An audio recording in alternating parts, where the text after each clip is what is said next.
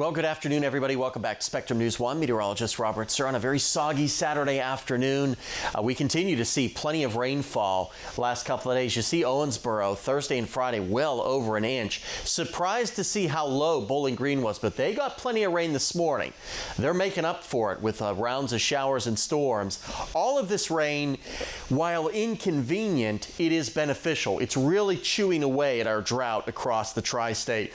Most of us just under abnormally dry conditions. You get toward the Tennessee line, you start to run into moderate and some severe drought. But with all the rain we're seeing the past couple of days, it's going to nibble away and erode a lot of this, which is certainly good news before things really start to dry out over the next week.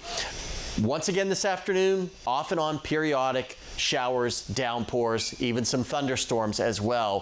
One or two might be on the stronger side, we'll see. But you see, while it's raining for some of us, it's dry for others. So it's really scattershot here with who sees the rain, who doesn't. If you don't, you will. If you're experiencing it, you will get some dry time. We could see one more piece roll in tomorrow morning, and then the heat starts to build in, and it is going to warm up in a big way as we get into next week. Still, rest of today, we have that slight risk for excessive rainfall. That's rainfall heavy enough to result in flash flooding. We've already seen some flash flooding reports from this morning.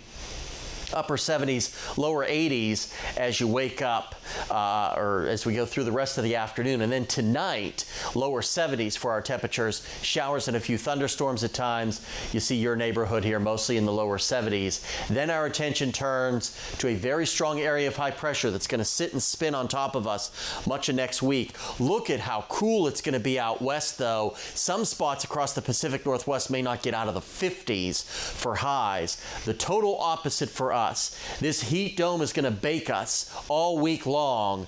Temperatures well into the 90s, and because of all the rain that we have seen, the rain that's in the soil is going to evaporate, and as it does, it's going to add humidity and moisture into the atmosphere. Very oppressive humidity values here. Heat index values, what it feels like, will easily be above 100 degrees for a good chunk of the week. We'll probably see some heat advisories, high temperatures in the 90s. Make sure you have a way to stay cool over the next week.